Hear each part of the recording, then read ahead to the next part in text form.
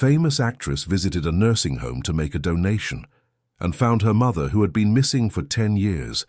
Melissa Turner was carrying 3 heavy boxes of clothes and hygiene products when she heard it. A woman's voice, soft and distant, humming a melody that made her heart stop for a second. That song. The same one that used to lull her to sleep as a child when she was afraid of thunderstorms and would run to her mother's lap. The actress let the boxes fall to the floor in the hallway of Sunflower Haven, a modest nursing home on the north side of Los Angeles. Her hands were shaking. It couldn't be. It was impossible. 10 years had passed since Patricia Turner disappeared without leaving a note, without an explanation, without saying goodbye. The police searched for months. Melissa spent fortunes on private detectives. Nothing. Her mother had simply vanished. But that voice, that damn voice that was now humming Rockabye Baby somewhere in that dimly lit hallway. Melissa started walking, first slowly, then faster. Her high heels clicked loudly on the white ceramic floor. Staff looked surprised to see the famous actress running through the halls, but she didn't care. She needed to know. She needed to be sure her ears weren't playing a cruel trick on her. The voice was coming from a common room at the end. Melissa stopped at the door, her heart beating so hard she could hear it in her ears. Inside the room, about 8 elderly people were scattered about. Some were watching television, others were playing dominoes. And in the window corner, with her back turned, in a navy blue wheelchair, a lady with completely white hair was humming softly while looking out at the garden. Melissa entered slowly. Her steps were now silent, calculated. She moved around the other people until she was facing the wheelchair. Her whole body trembled. "Excuse me," she said, her voice choked. The lady stopped humming and slowly raised her face. When her brown eyes met Melissa's, the whole world seemed to freeze. It was her. Even with her hair now white, even with the wrinkles 10 extra years had brought, even with her body thinner and more fragile, it was Patricia Turner, her mother. "Mom?" Melissa whispered, barely able to form the word. Patricia's eyes instantly filled with tears. She opened her mouth as if to say something, but no sound came out. Then, to Melissa's absolute shock, her mother turned her face away, looking back out at the garden. "I don't deserve to be found," murmured Patricia, so softly that Melissa almost didn't hear. "What?" Melissa fell to her knees beside the wheelchair. "Mom, it's me, Melissa. You disappeared 10 years ago. I looked for you everywhere. I know who you are," Patricia interrupted, still not looking at her daughter. "I've always known. But you shouldn't have found me, Melissa. You should have moved on with your life." "Moved on with my life?" Melissa felt anger mixed with desperation. "You vanished, without a word. I thought you had... I didn't know if you were alive or..." "I'm alive, as you can see," Patricia said, with a coldness that broke Melissa's heart. "And you'd better leave. Go back to your life as a famous actress. Forget you saw me here." Melissa was paralyzed. This couldn't be happening. 10 years dreaming of a reunion, imagining 1,000 different scenarios, and never, not even in her worst nightmares, had she imagined it would be like this. Her mother was alive, right there in front of her, and was asking her to leave. "I'm not going anywhere," Melissa said, finding strength in her voice. "Not until you explain what's going on." Before Patricia could answer, a tall, thin woman, wearing a grey pantsuit, entered the room with hurried steps. "I'm sorry, Ms. Turner," the woman said, addressing Melissa with a forced smile. "I'm Victoria Adams, the director of Sunflower Haven. I'm afraid you're disturbing our resident. Mrs. Helen cannot receive visitors at this time." "Helen?" Melissa looked at the director, then at her mother. "Her name is Patricia Turner. She's my mother." Victoria, visibly uncomfortable, adjusted her glasses on her nose. "I'm afraid there's been a mistake. This is Helen Marie Sanders, a resident here for 3 years. She's under special care and cannot receive visitors without prior authorization." "Special care?" Melissa stood up. "What kind of special care?" "Privacy matters, Ms. Turner. I'm sure you understand." "I understand that this woman is my mother and that she disappeared 10 years ago." Melissa raised her voice, making some elderly people look in their direction. "I want answers. Now." Victoria took a deep breath, clearly trying to maintain her composure. "Perhaps it would be better if we talked in my office. Please come with me." "No." Melissa crossed her arms. "I want to speak with my mother." "You're making a scene," Victoria said through her teeth. "Either we talk civilly in my office, or I'll have to ask you to leave. This is a serious institution, and we don't tolerate—" "Melissa," Patricia's voice interrupted. She had finally turned her chair and was looking at her daughter. "Go with her. I need to rest."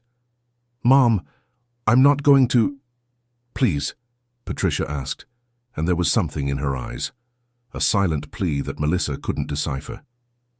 "Go." Melissa looked between her mother and the director, feeling cornered. Finally, with clenched fists, she agreed. "Fine, but I'll be back. You can count on that."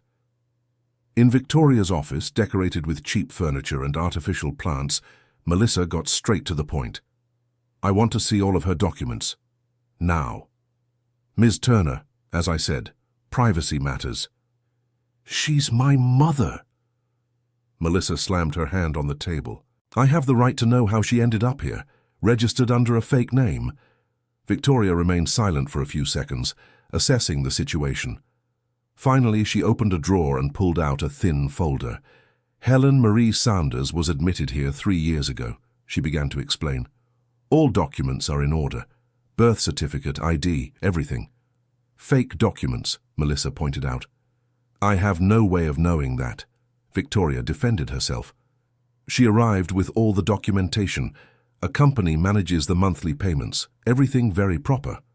Dear listener, if you're enjoying the story, please take a moment to like and especially subscribe to the channel. It really helps us who are just starting out now continuing. "What company?" Melissa leaned forward. "That's confidential." "Listen here." Melissa pulled her phone from her pocket. "I can call my lawyer right now and turn this into a legal case. Either you give me the information I need and we keep this discreet. Your choice." Victoria bit her lower lip, clearly torn. "Williams Administrative Services," she finally said.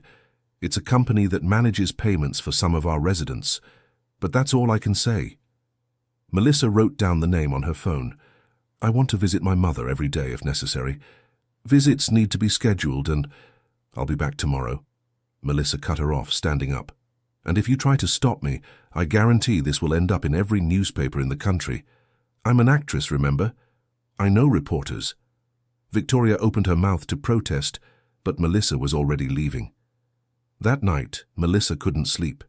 She paced back and forth in her Beverly Hills apartment, trying to process everything. Her mother was alive. After 10 years, she was alive. But why? Why did she disappear?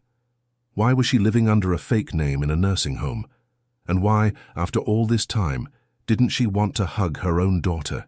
The questions hammered in her head without stopping. Melissa picked up her phone and called her manager, Richard Sullivan, the man who discovered her 15 years ago when she was just a waitress with dreams of becoming an actress. "Melissa, it's 2 in the morning," Richard's sleepy voice answered. "I found my mother." Silence on the other end of the line. Then, "What do you mean you found her?" "She's in a nursing home, alive, with a fake name." "My God," Richard seemed to be waking up. "Are you sure?" "Absolutely, it's her, Richard. But she told me to leave, said she didn't deserve to be found." "That doesn't make sense." "Nothing makes sense." Melissa sat on the sofa, running her hand through her blonde hair. "Why would she do that? Why would she disappear from my life and then send me away when I find her?" "I don't know, Melissa, but you need answers." "Do you want me to go with you tomorrow?" "No. I need to do this alone. But thank you." After hanging up, Melissa kept looking at the photos on the shelf. Her and her mother at her high school graduation. Her and her mother on the day she got her first role in a soap opera. Her and her mother always together, always smiling. And then, 10 years ago, Patricia simply vanished. She went to the market on a Tuesday morning and never came back. Melissa slept less than 2 hours. The next day, she was back at Sunflower Haven even before visiting hours began. She brought more donations as an excuse, but her true intention was clear. She found Patricia in the same place, looking out the window. This time, Melissa pulled up a chair and sat beside her mother without asking permission. "I came for answers," she said calmly. Patricia didn't respond immediately. She kept looking at the garden, where some red roses swayed in the wind. "You were always stubborn," she murmured finally. "Since you were little." "I learned from the best," Melissa replied, feeling a lump in her throat. "Mom, please, 10 years. I looked for you for 10 years. 10 years not knowing if you were alive or worse. You owe me at least an explanation." "I owe you nothing." The words were like a slap. Melissa felt tears burning her eyes but didn't let them fall. "Fine," she said, taking a deep breath. "Then I'll find out on my own. I'll investigate this company that pays for your stay here. I'll find out how you got fake documents. I'll uncover every detail of these 10 years, and when I have all the answers, I'll come back here." Patricia finally turned to look at her daughter. Her eyes were red. "Why can't you just leave me alone?" "Because you're my mother." Melissa could no longer hold back. "Because I love you. Because I spent 10 years with a hole in my chest, not knowing what happened to you. Because no matter what you did or didn't do, you're still the most important person in my life." The tears finally flowed. Melissa noticed her mother was crying too, but Patricia quickly wiped her face and turned back to the window. "Go away, Melissa. Please. No." "Melissa, I said no." She stood up. "I'll be back tomorrow, and the day after, and the next. As many days as it takes for you to tell me the truth." In the following days, Melissa established a routine. She arrived at the nursing home mid-morning, always with some donation, and spent hours sitting beside her mother. Sometimes she tried to talk. Other times they sat in silence. Patricia rarely responded, but Melissa noticed small changes. Her mother no longer asked her to leave, and sometimes when she thought Melissa wasn't looking, Patricia watched her daughter with a mixture of sadness and something that looked like pride. It was during one of these visits that Melissa met Mrs. Catherine, a woman in her 70s with graying hair tied in a bun and sharp eyes. She approached Melissa while Patricia had gone to the bathroom. "You're her daughter, aren't you?" Catherine asked bluntly. Melissa looked surprised. "How do you know?" "Because Helen, or Patricia as you call her, talks about you in her confused moments." Catherine sat beside Melissa. "I've been a nurse here for 20 years. I've seen a lot. And Helen always seemed to be running from something." "Running from what?" "I don't know, but she arrived here 3 years ago in terrible condition, confused, frightened. She kept repeating that she needed to protect someone. It took months for her to calm down and start accepting staying here." "Protect who?" Catherine shrugged. "She never said, but I have the impression it was you." That revelation kept hammering in Melissa's head. Protect her? From what? She had never posed a danger to her mother. Unless... The next morning, Melissa went to the records office where Helen Marie Sanders' documents had been registered.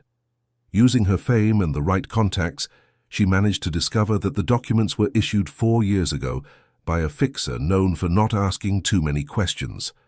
The fixer, a fat, sweaty man named Jimmy, initially denied everything.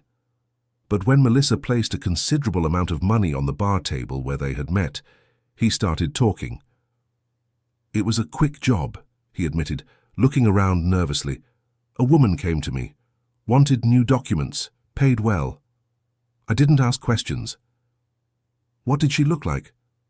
"Thin, hair starting to go grey, looked scared, said it was a matter of life well, that it was urgent." "Was she alone?" "No." Jimmy took a sip of his beer. "There was a man with her, older, well-dressed. He was the one who actually paid." "What did he look like?" "Don't remember well. It's been 4 years. But I know he drove an imported car. I remember because I thought it was strange. People with money usually don't come to me for that kind of service." Melissa felt a chill in her stomach. A man. A well-dressed man with an imported car who helped her mother get fake documents. Who? She searched her memory, trying to remember people who knew her mother back then. But it had been so long. So much had changed in her life over the past 10 years. Her career had exploded. She went from small roles to leading parts, won awards, became a household name, and through all that, her mother was hidden in a nursing home with a fake name. Melissa returned to Sunflower Haven, determined to confront Patricia again. But when she arrived, she found her mother different. She seemed absent, stared into space without really seeing anything. "Mom?" Melissa knelt beside the chair. "Are you okay?" Patricia blinked a few times, as if returning from far away. "Melissa, when did you get here?" "Just now." "Mom, what's happening?" Patricia looked around confused. "Where am I?" Melissa's heart raced. She called Catherine, who came quickly. "She's having an episode," Catherine explained quietly. "Sometimes it happens. It passes." "Episode? What kind of episode?" "Mental confusion. The doctors think it's emotional stress. It started a few months ago." Melissa held her mother's hand, who didn't seem to recognize her at that moment. "Mom, it's me." "Melissa." "Melissa," Patricia repeated the name. "My Melissa, you've grown so much. When did you grow up?" "Mom, I need to protect you." Patricia squeezed her daughter's hand with surprising strength. "He can't find you. He promised he wouldn't, but I know he lies. He always lies." "Who, Mom? Who lies?" But Patricia was already returning to that absent state, staring at nothing. Catherine touched Melissa's shoulder. "It's better to let her rest now."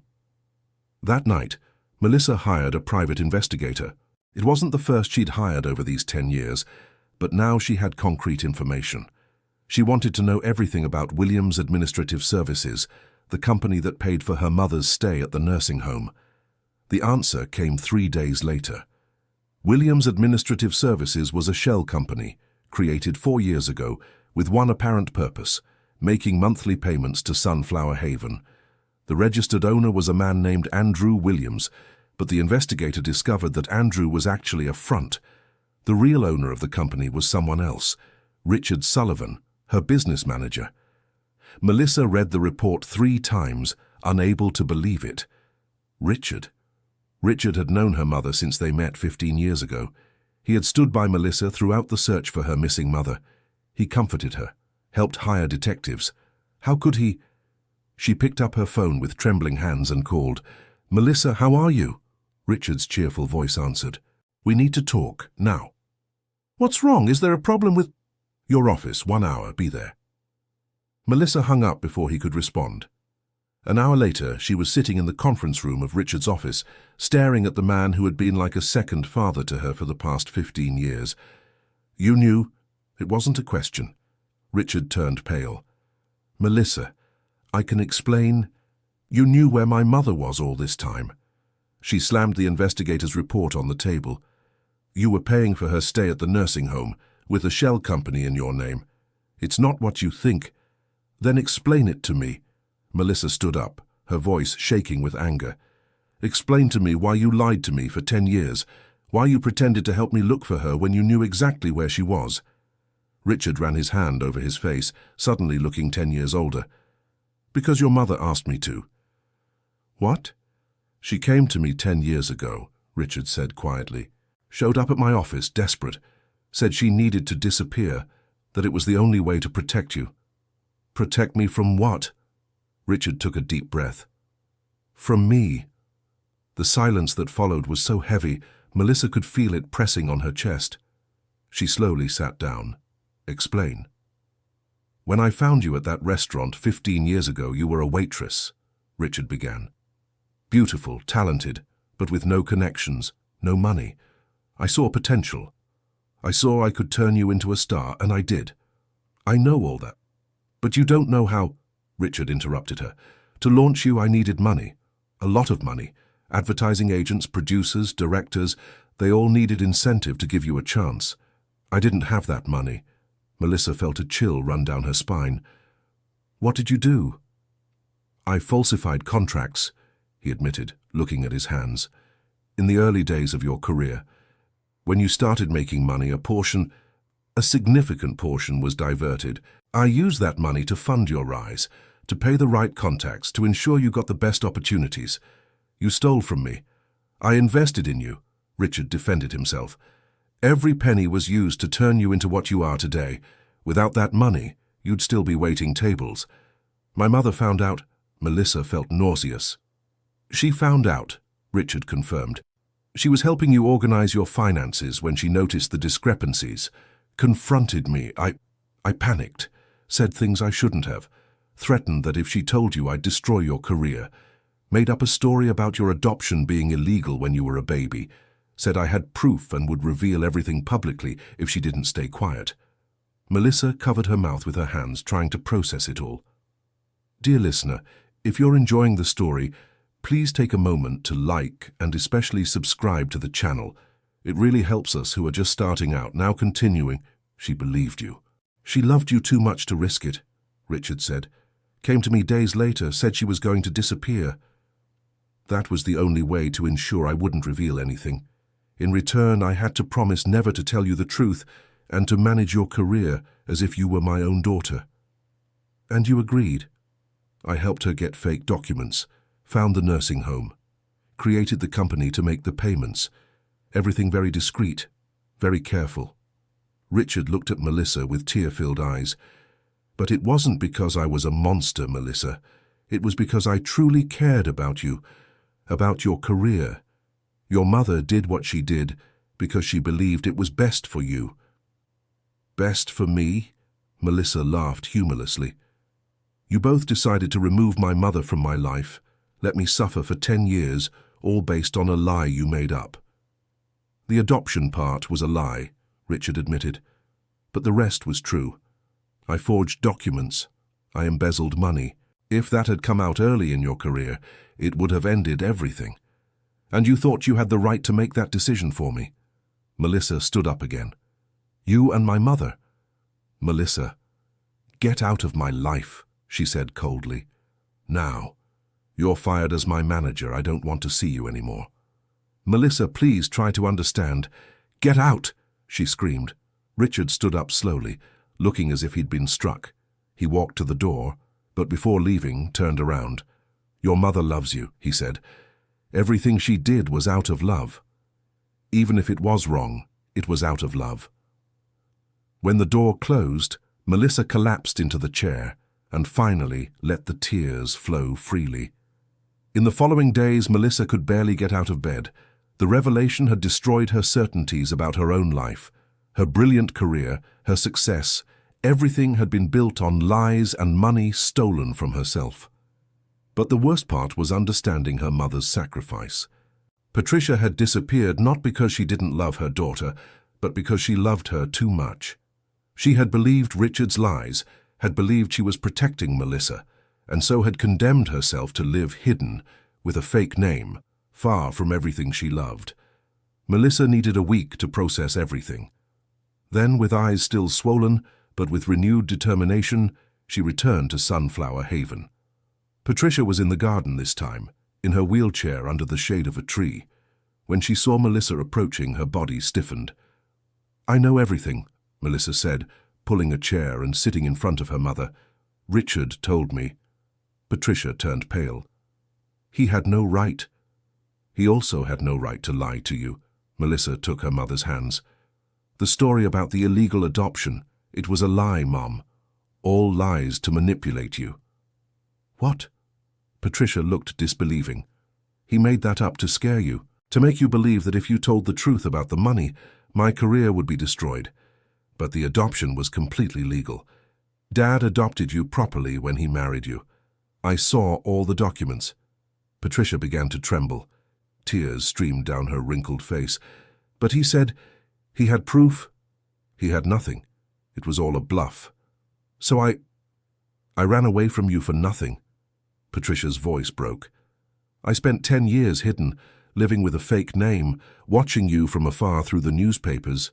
For a lie? You didn't run away for nothing. Melissa squeezed her mother's hands. You ran away because you were manipulated, because Richard scared you and you, in your goodness, believed you were protecting me. Oh, my daughter, Patricia finally broke down. My daughter, forgive me. Forgive me for abandoning you. Forgive me for believing that man. Forgive me for being so cowardly. You weren't cowardly. Melissa was crying too now. You were a mother who loved too much and was deceived.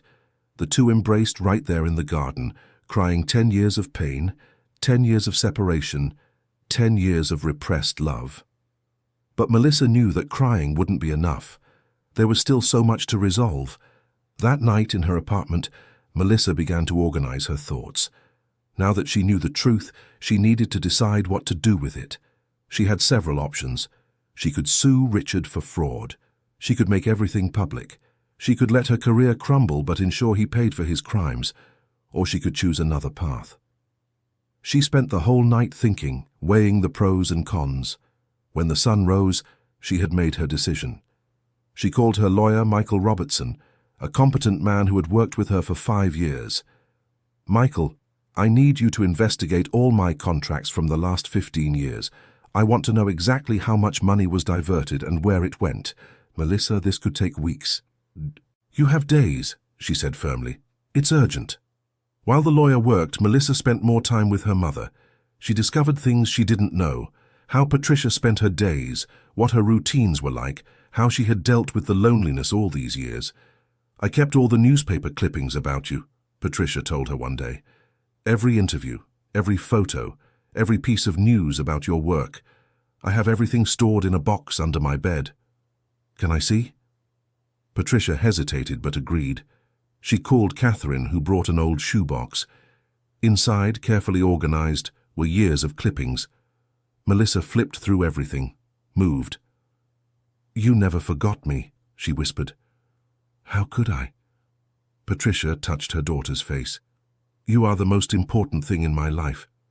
You always have been. Then why did you send me away when I first saw you here? Patricia sighed. Because I thought it would be better for you. That it would be easier if you kept thinking I was gone forever than having to deal with the truth. But I was wrong. I've always been wrong about so many things. Melissa hugged her mother again. She was beginning to understand the extent of the sacrifice Patricia had made, and she was determined to make her mother understand that that sacrifice had not been in vain. 3 weeks later, Michael returned with a full report. The diverted amount was absurd, hundreds of thousands of dollars over the years. But there's something interesting, Michael pointed to some numbers. All this money was actually reinvested in your career. Advertising, connections, bribes to get roles. Richard wasn't lying about that. He used your own money to launch you. That doesn't justify what he did. No, but it complicates things legally. A good lawyer could argue that he acted in your best interest. Melissa thought for a long moment. I won't sue him. Are you sure? I am. But I want him to return every cent he diverted, with interest. And I want it in writing, notarized. If he refuses, then we go to court. Michael smiled. I'll prepare the documents. The final confrontation with Richard happened a week later. He arrived at Michael's office pale, knowing what was coming. You have 2 options, Melissa said, keeping her voice steady. Sign an agreement acknowledging everything you diverted and commit to returning it all in installments over 5 years, or I make this public and sue you for fraud. Melissa, I don't have all that money now. Hence the installments. You're a successful agent. You have other clients, other businesses. You can pay. Richard looked at the documents Michael placed in front of him. His face was grey. If I sign this, my reputation will remain intact, Melissa finished. As long as you fulfill the agreement, I won't tell anyone about this. But if you miss any payment or if you try to harm me in any way, everything comes out, is that clear? Richard picked up the pen with a trembling hand. I really thought I was helping you, he said softly. I know, Melissa answered, and in a way it was, but in the wrong way. Violating my trust, manipulating my mother, stealing my money. None of that can be forgiven just because the intentions were good. Richard signed the documents. When he finished, he looked at Melissa one last time. Your mother would be proud of the woman you've become.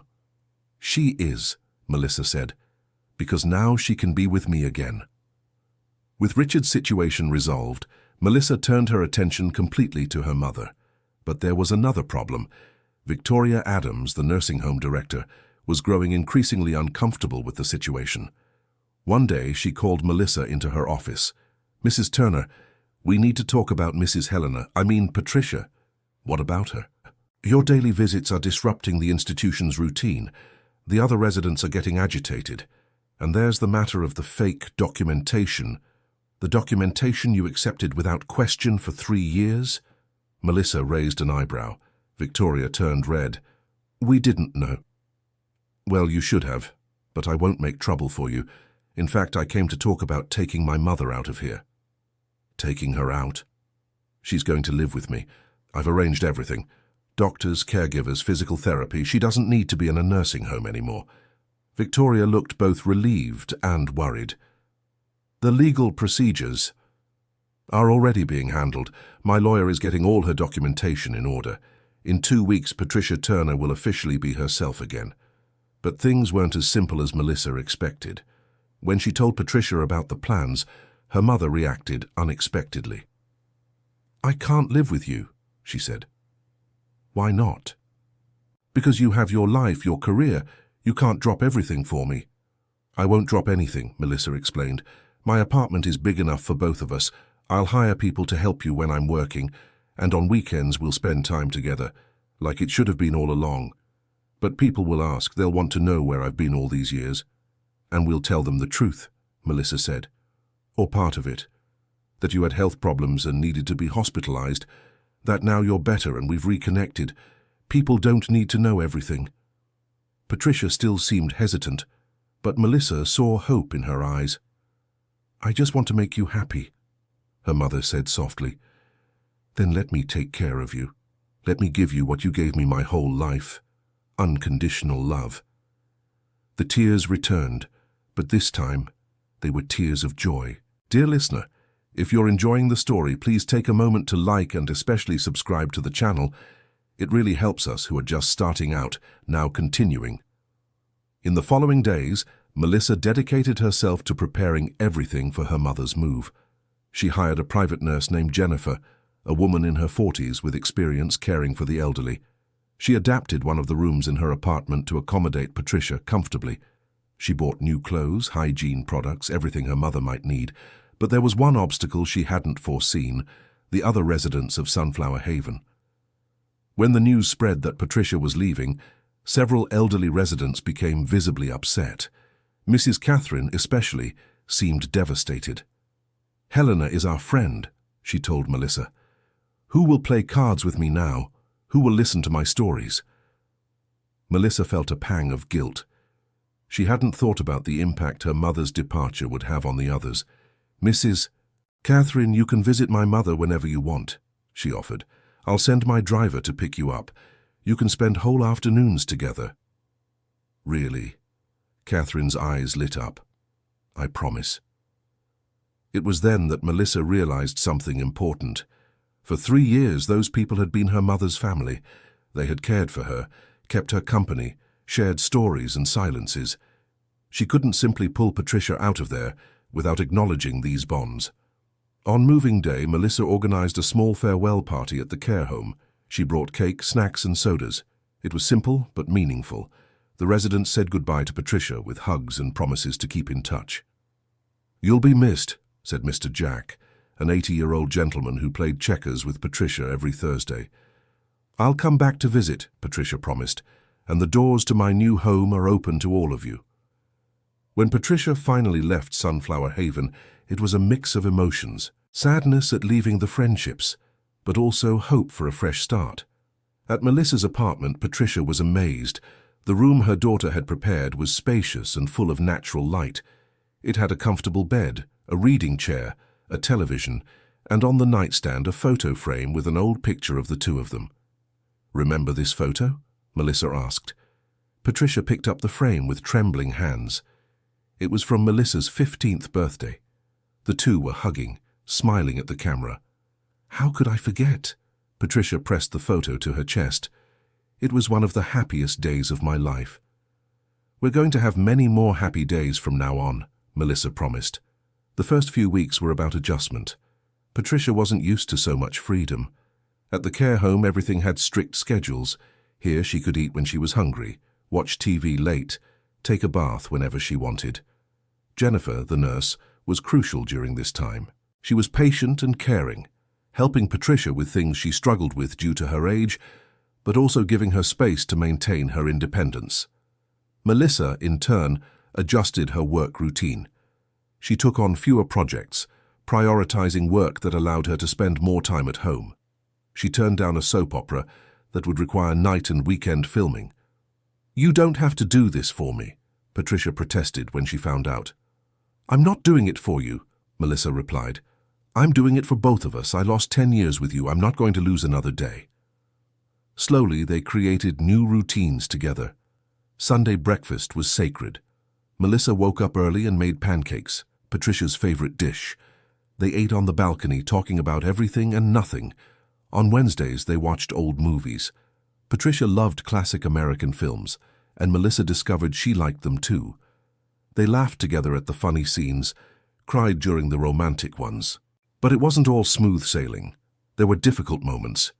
Patricia's episodes of mental confusion continued, sometimes more intense.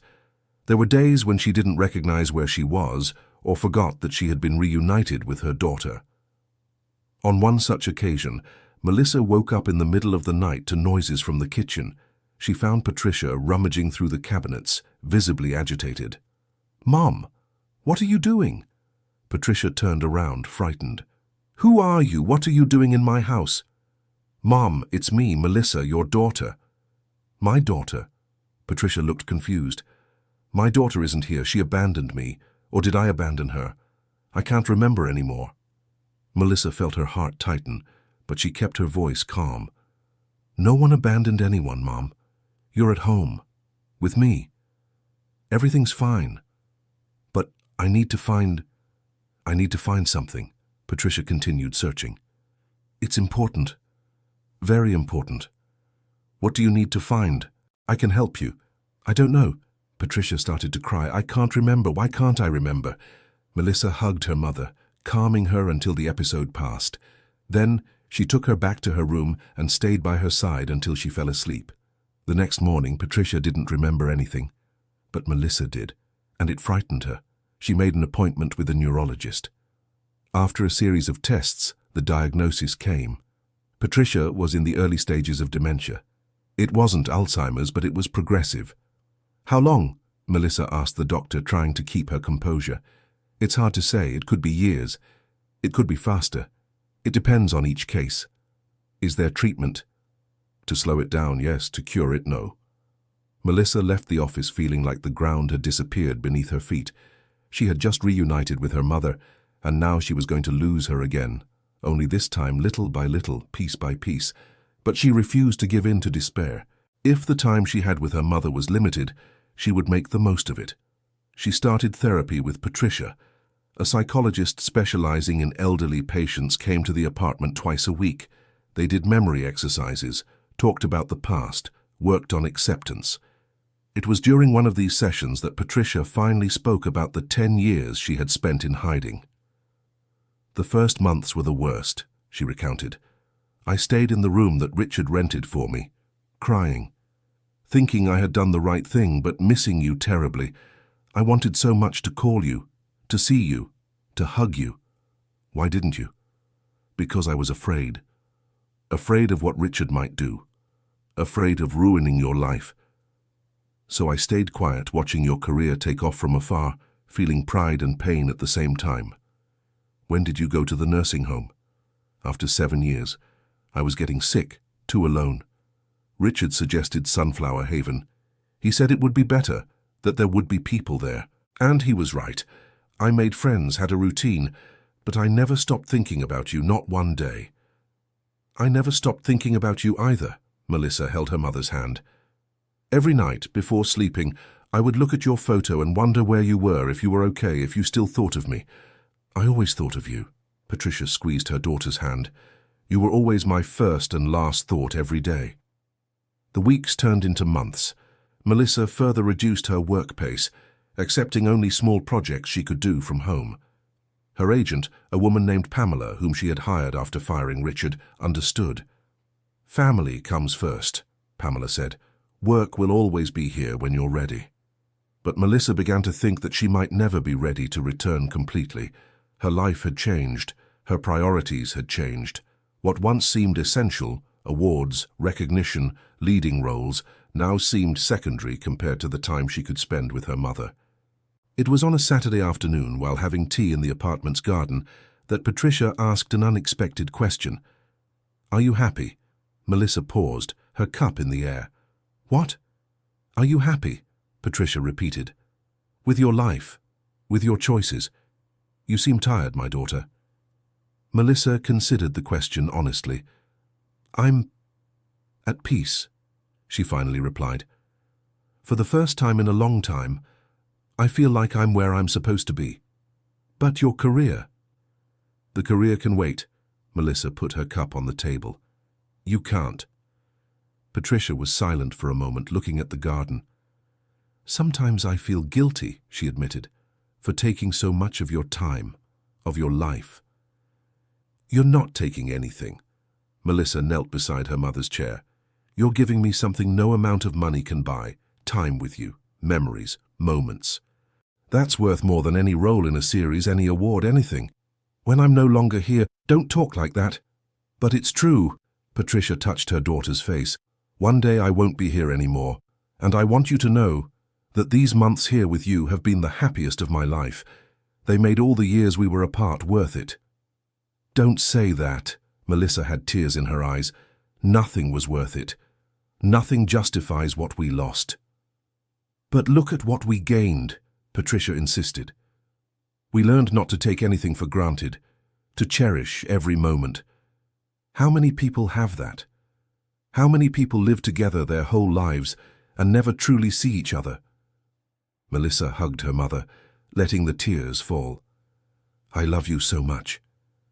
I love you too, my daughter, more than anything in this world."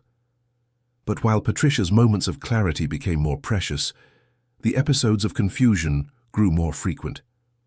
There were days she woke up thinking she was still at the nursing home, others when she didn't recognize Jennifer, and some, the worst ones, when she didn't recognize Melissa. The neurologist adjusted the medications, but admitted it was only a matter of time before the dementia progressed further. Melissa decided to do something she'd been thinking about for weeks. She took a camera and started recording videos. Conversations with her mother, stories from the past, memories she didn't want to lose. "What are you doing?" Patricia asked, laughing, when she saw the camera. "Saving memories," Melissa answered. "For when you forget, I can remind you. And for when you're no longer here, I can remember." Patricia grew serious. "That's a beautiful idea." They recorded hours and hours, Patricia telling stories from when Melissa was little, Melissa talking about her career, both of them laughing at old jokes, singing songs they used to sing together.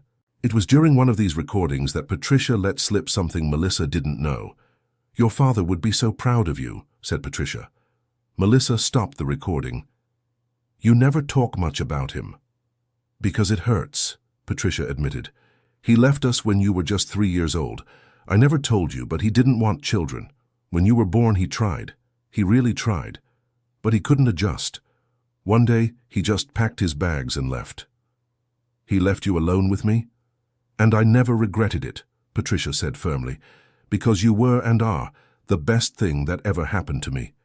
Your father missed the chance to know a wonderful daughter. The loss was his, not ours. You never married again. I didn't need to. I had you. That was more than enough." Melissa felt a wave of love so intense she could hardly breathe. Her mother had given up so much for her, had raised her alone, sacrificed her own dreams, and in the end, when she thought she was protecting her daughter, had sacrificed even her own presence. "You're the most amazing person I know," Melissa said. "I'm not," Patricia denied. "I'm just a mother. We do what we have to do for our children." The months kept passing. Melissa maintained a consistent routine, knowing that routine helped Patricia stay oriented. Breakfast at 8, walk in the park at 10, lunch at noon, afternoon nap, tea at 4, dinner at 7, movie or music in the evening. Catherine started visiting every week, true to Melissa's promise. She and Patricia played cards, talked, reminisced about their days at the nursing home. Even when Patricia was confused, Catherine's presence seemed to calm her. Jack also came a few times, bringing his checkerboard. Even when Patricia sometimes forgot the rules mid-game, they kept playing, laughing at the wrong moves. Melissa realized her mother had built a life, even in the loneliness of the nursing home. She had made friends, created bonds, and these bonds were too important to ignore. That's when she had an idea. She organized a monthly lunch at her apartment. She invited not just Catherine and Jack, but other residents from Sunflower Haven who were close to Patricia. Jennifer helped prepare everything, and Melissa hired a driver to pick everyone up and bring them back. The lunches became Patricia's favorite event. She would dress up carefully, choosing colorful clothes, putting on lipstick. She laughed loudly, told stories, sometimes repeating the same ones several times, but nobody minded, sang old songs. In those moments, it was as if the illness didn't exist. It was just a group of friends enjoying each other's company. But reality always returned. After everyone left, Patricia would be exhausted, sometimes confused. Melissa would put her to bed, stroking her white hair until she fell asleep. One night after one of these lunches, Patricia had a moment of profound clarity. She was lying in bed, Melissa sitting beside her. "I know I'm getting worse," she said suddenly. Melissa wanted to deny it, but saw in her mother's eyes that she needed honesty. "Yes," she admitted softly. "How much time do you think I have?" "The doctors don't know. It could still be a long time." "But it might not be." Patricia held her daughter's hand. "And there's something I need to tell you while I still can." "Go ahead." "I want you to live, Melissa." Patricia's eyes were intense, focused. "When I'm no longer here, I want you to go back to your career. I want you to love, to travel, to enjoy every second. I don't want you spending your life taking care of a sick old woman." "You're not a sick old woman," Melissa protested. "You're my mother." "Exactly. And as your mother, I'm giving you permission to live your life fully, without guilt, without looking back with regret. You've given me these wonderful months, but when they're over, promise me you'll move forward." "I can't promise that." "Promise," Patricia insisted, "for me. Promise you won't let guilt hold you back. That you won't spend the rest of your life punishing yourself for the 10 years we lost. It was circumstances. They were wrong choices made with good intentions. But now it's over. We found each other again. We had our time together. And that has to be enough." Melissa was openly crying now. "How can I just move on?" "Because it's what I want. It's what I've always wanted. Your happiness, Melissa. It's all that ever mattered to me." Melissa hugged her mother, feeling the fragile body in her arms. "I love you so much." "I love you too," Patricia stroked her daughter's blonde hair. "And that's why I'm asking you this. When I'm no longer here, live for both of us. Live the life I couldn't live because I was hiding. Live the life you stopped living because you were looking for me. Live everything, feel everything, enjoy everything." "I'll try." "Don't try. Do it. Promise?" Melissa took a deep breath, wiping away the tears. "I promise." Patricia smiled, a peaceful smile. "Then I can go in peace when the time comes." "But that time isn't now," Melissa said firmly. "We still have time. Lots of time." "I hope so," Patricia agreed, "because I still want to see you happy. I want to see you find someone to love. I want to see you shine on stage again. I want all these things for you."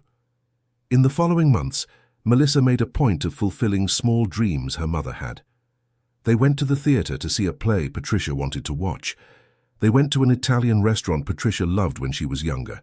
They spent a weekend at a country inn, just the two of them, watching the sunset and talking about everything. Every moment was precious. Every laugh, every hug, every whispered "I love you." The dementia continued progressing, but there were good days. Days when Patricia was lucid, talked normally, laughed at her own jokes. On those days, Melissa allowed herself to forget the illness and just enjoy her mother's company.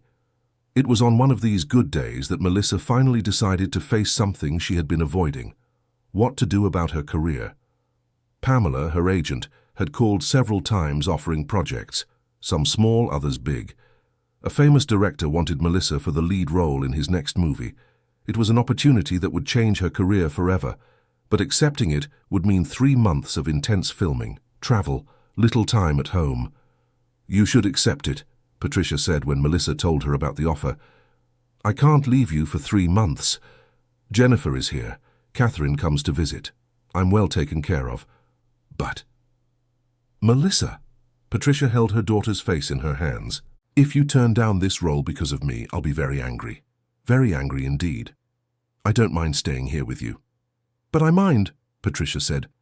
"I mind that you're giving up your passion, your life. Please, accept the role."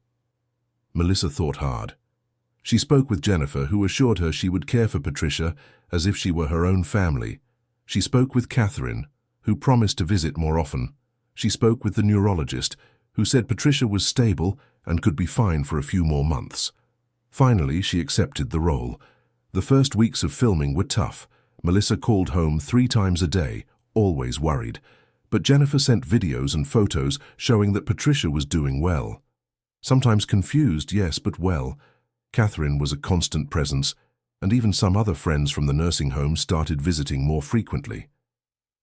Slowly, Melissa began to allow herself to relax, to allow herself to enjoy the work she loved so much, to allow herself to be an actress again. The movie was amazing. The role was challenging, complex, exactly the kind of thing Melissa adored. The director was brilliant, the cast talented. She was remembering why she had fallen in love with acting in the first place. And every night before going to sleep she called her mother. "How was your day?" Patricia always asked. "Wonderful," Melissa replied. "We shot a scene today that turned out perfect. I cried for real, Mom. I felt every emotion. I'm so proud of you." "You always say that." "Because it's always true." In those moments, even from a distance, Melissa felt connected to her mother in a profound way. It was as if Patricia were living through her, enjoying every achievement, every moment of joy. When filming ended, Melissa returned home eager to see her mother again. She opened the apartment door and went straight to Patricia's room. Her mother was sitting in the armchair reading a book. When she saw Melissa, her face lit up. "You're back. I'm back." Melissa ran to hug her. "Wow, I missed you so much." "I missed you too." Patricia squeezed her daughter. "But I saw all the photos Jennifer showed me. You looked beautiful in the filming. It was just the costume." "No," Patricia touched Melissa's face. "It was you shining, doing what you love. It was beautiful to see."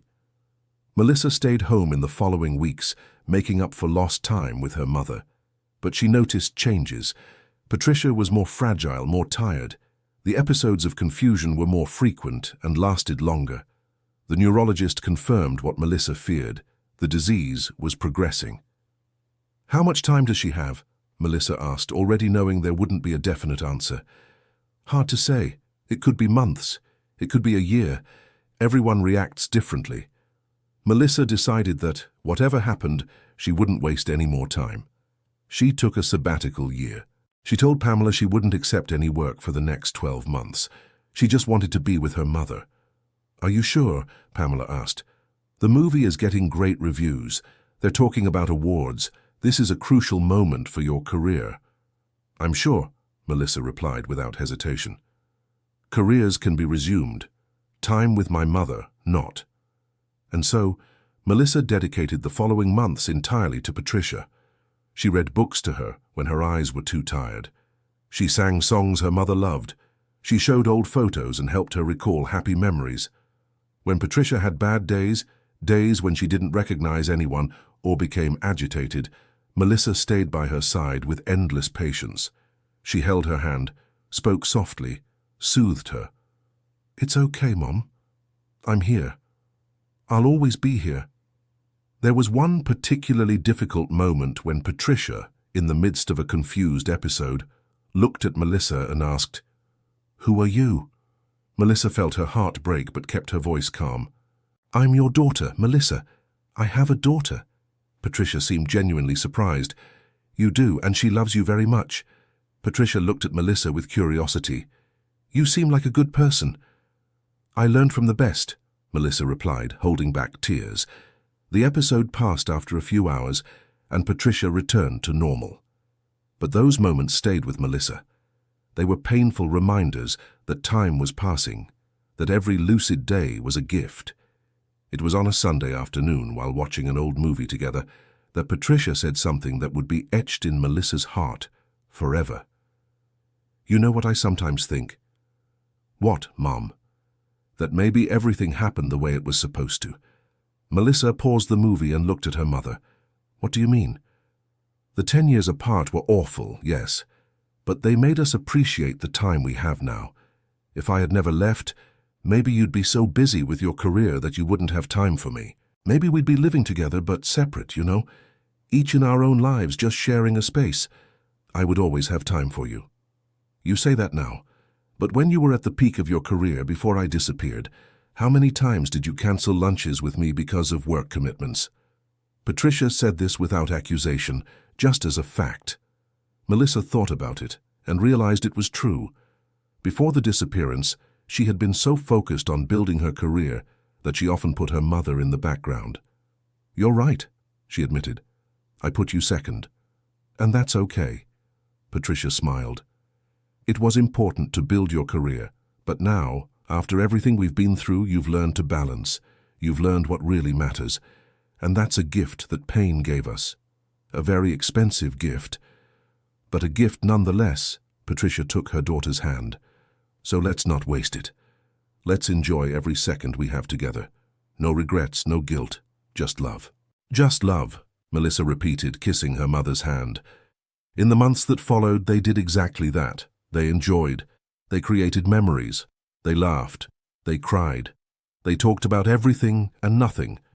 Patricia shared stories about her own mother, whom Melissa had never met. She told about her difficult childhood, about how she met Melissa's father, about the dreams she had and the ones she fulfilled. "My greatest dream was always to be a mother," she said in one of those conversations. "And when you were born, I felt my life had purpose. Everything I've done since then was to give you the life I never had." "You succeeded," Melissa assured her. "You gave me love, security, opportunities, everything." "Except 10 years, Patricia murmured. "Stop that," Melissa said firmly. "You've apologized 1,000 times. I've forgiven you 1,000 times. No more living in the past. Let's live in the present." And they did. Oh, how they lived. They danced in the living room when Patricia was feeling well. They sang off-key and laughed. They baked cakes that sometimes burned but were delicious anyway. They watched the sunrise from the balcony, hot coffee in hand, in comfortable silence. Melissa documented everything. Photos, videos, notes. She wanted to remember every detail, every word, every look, because she knew deep in her heart that time was running out. Patricia's deterioration accelerated in the last months. The moments of lucidity became rarer. There were days when she couldn't remember her own name. Others when she didn't recognize the apartment as her home. But always, there was a moment when she recognized Melissa. She might not remember the name, she might not remember the exact relationship, but she recognized the love. She felt the connection. "I know you," she said, looking at Melissa with confused but loving eyes. "You're important to me." "And you're important to me," Melissa always responded. Jennifer was crucial these past months. She cared for Patricia with a dedication that went beyond professional. She had grown fond of the woman, and Melissa was eternally grateful for that. Catherine also kept coming, even when Patricia no longer recognized her. She'd sit beside her friend, hold her hand, tell stories. It didn't matter if Patricia understood or not. It was the presence that mattered. And Melissa was always there, by her mother's side, holding her hand, singing lullabies, whispering words of love. It was on a Tuesday morning, 6 months after filming resumed, that Patricia had one last moment of absolute clarity. She woke up, looked at Melissa sleeping in the chair beside her bed, and smiled. "Melissa," she called softly. Melissa woke immediately. "Mom, do you need anything?" "I need you to listen," Patricia said, and her voice was clear, focused as it hadn't been for months. I need you to remember what I'm about to say. I'm listening. You were the joy of my life. Patricia began, tears streaming. From the day you were born until now, every second with you was worth it. Every sacrifice, every pain, every tear, everything was worth it, because it gave me you. Mom, don't interrupt me. I need to say this while I can. Patricia squeezed her daughter's hand. I've forgiven you for anything you think you did wrong. And I want you to forgive me too. Forgive the 10 years. Forgive the wrong choices. Forgive me for not being perfect. You were perfect for me. No one is perfect, but my love for you always was. And that will never change. Even when I no longer know who you are, even when I no longer know who I am, the love will remain. Because love is greater than memory. It's greater than illness. It's greater than everything. Melissa was openly crying now. I love you so much, Mom. I love you too, my precious daughter. Patricia touched Melissa's face. Now go live. Live the life I promised I would live. Be happy. That's all I ever wanted for you. I'll try. Don't try. Be. Patricia smiled. And when you miss me, look at the sky. I'll be there, cheering for you, always. That was Patricia's last moment of complete lucidity. After that day, she entered a state of constant confusion. She no longer spoke, barely reacted, just existed, breathing, her body there but her mind already distant. Melissa remained by her side, day after day, night after night, caring, loving, saying goodbye little by little. 2 months later, on a quiet Saturday morning, Patricia passed away. She was sleeping, Melissa holding her hand, and simply stopped breathing. It was peaceful, without pain, surrounded by love. Melissa felt when it happened, felt her mother's hand grow lighter in hers, felt the presence fade away, and even in the unbearable pain, she also felt gratitude. Gratitude for having reunited, gratitude for the months together, gratitude for having had the chance to say goodbye. The funeral was small, intimate. Only the people who truly knew and loved Patricia, Catherine, Jack, other friends from the nursing home, Jennifer, Pamela, some neighbors. Melissa didn't want a big event. Her mother had spent 10 years hidden. She deserved a peaceful farewell, surrounded only by genuine love. During the service, Melissa told the story, the real story, hiding nothing. How Patricia had been manipulated, how she had sacrificed everything for her daughter, how they had reunited and cherished every second together. My mother taught me that love sometimes means making difficult choices, Melissa said, her voice choked but firm. That it sometimes means sacrifice. But she also taught me that it's never too late to start over, that forgiveness and love can heal even the deepest wounds, and that every moment together is a gift that shouldn't be wasted. When everyone had left and Melissa was alone in her quiet apartment, she finally allowed herself to break down.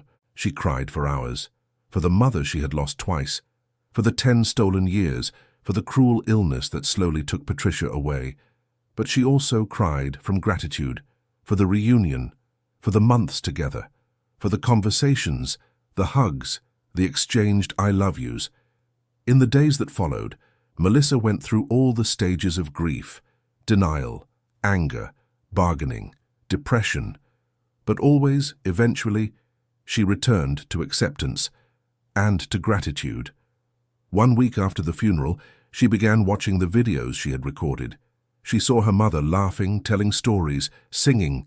It hurt, but it also brought comfort. Patricia was there, preserved in pixels, her voice, her smile, her love. 2 weeks later, she received the first installment that Richard had promised to return. Along with the money, there was a letter. Melissa, I know nothing I say or do can undo the harm I've caused, but I want you to know that I'm sorry. Truly.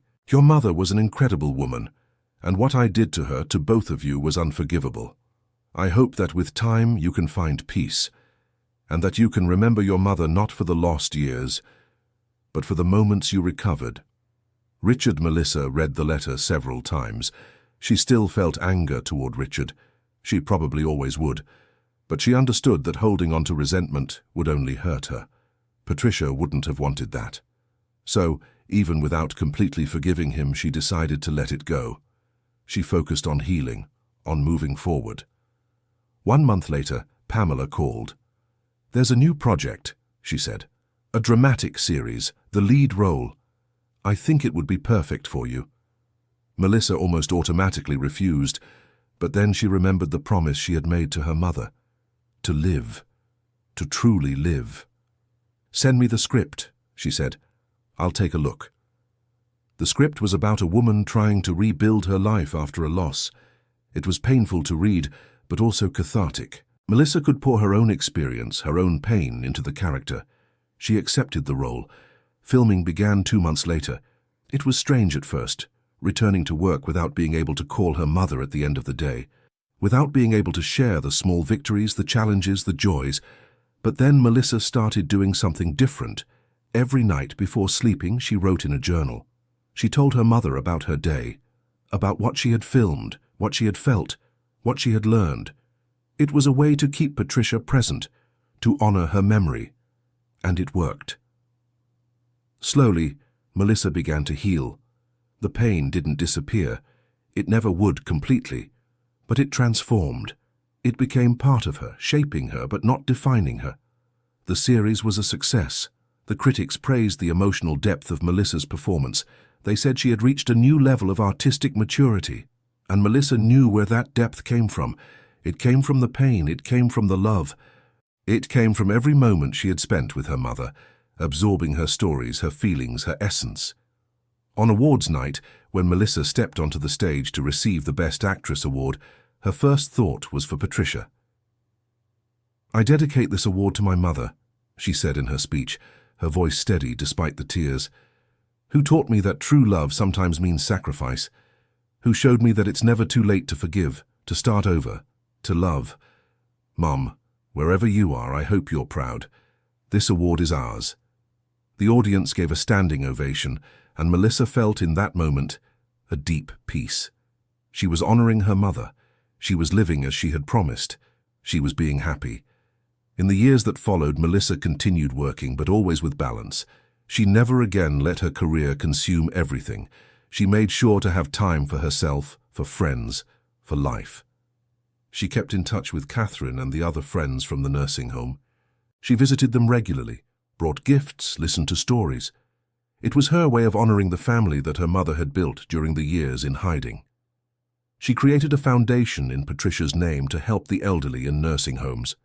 She funded recreational activities, facility improvements, and training for caregivers. It was a way to turn pain into something positive. And every Tuesday morning, the day of the week when Patricia had passed away, Melissa visited the grave. She brought red roses, her mother's favorites, and spent an hour there. Sometimes she spoke out loud, telling her about her week. Other times she just stayed silent, feeling her mother's presence around her. 5 years after Patricia's passing, Melissa met someone, a kind man named Matthew, who worked as a literature teacher. He had lost his own mother years before and understood Melissa's pain in a way few could. They started seeing each other, slowly, carefully, building something together. The first time Matthew went to Melissa's apartment, she took him to the room that had been Patricia's. It was exactly as her mother had left it, preserved like a sanctuary. "She meant everything to you," Matthew observed. "She still does," Melissa corrected. "Just because she's no longer here doesn't mean she stopped being important." "I understand." Matthew took Melissa's hand. "My mother is still important to me too. Love doesn't end with physical absence." It was at that moment that Melissa knew. She knew she could love again, that she could open her heart without betraying her mother's memory, because Patricia would have wanted that. She would have wanted her to find love, happiness, fulfillment. They got married 2 years later, in a simple ceremony with close friends. Melissa placed a red rose on the empty chair beside her, representing Patricia. "Mom is here with us," she said to Matthew. "She always will be." He agreed. And she was. In every decision Melissa made, in every moment of joy or pain, Patricia was present. Not physically, but in spirit. in the love she had planted, in the lessons she had taught, in the example she had set. Years later, when Melissa and Matthew had their first daughter, there was no doubt about the name. Patricia, Melissa said, holding the baby in her arms. We'll call her Patricia. It's perfect, Matthew agreed. As she looked at her daughter, Melissa felt a circle completing. Life went on. Love went on. And although her mother wasn't there to meet her granddaughter, Melissa knew that somehow Patricia knew. And she was happy. Because in the end, after all the pain, all the mistakes, all the lost years, what remained was love. Pure, unconditional, eternal. And that love had changed Melissa. It had made her a better person, more compassionate, more aware of the value of every moment. So, even with the pain of loss, even with the constant longing, Melissa was grateful. Grateful for the time she had with her mother, grateful for the lessons learned, grateful for the love shared. And she kept living, as she had promised, fully, intensely, without wasting a single moment, because that's what Patricia would have wanted. That's what love demanded. End of story. And you, dear listener, what did you think of this story of love, sacrifice, and reunion? Did Melissa make the right decisions? Leave your honest opinion in the comments and tell us where you're watching from. Don't forget to leave your like and, most importantly, subscribe to the channel so you don't miss other emotional stories like this one.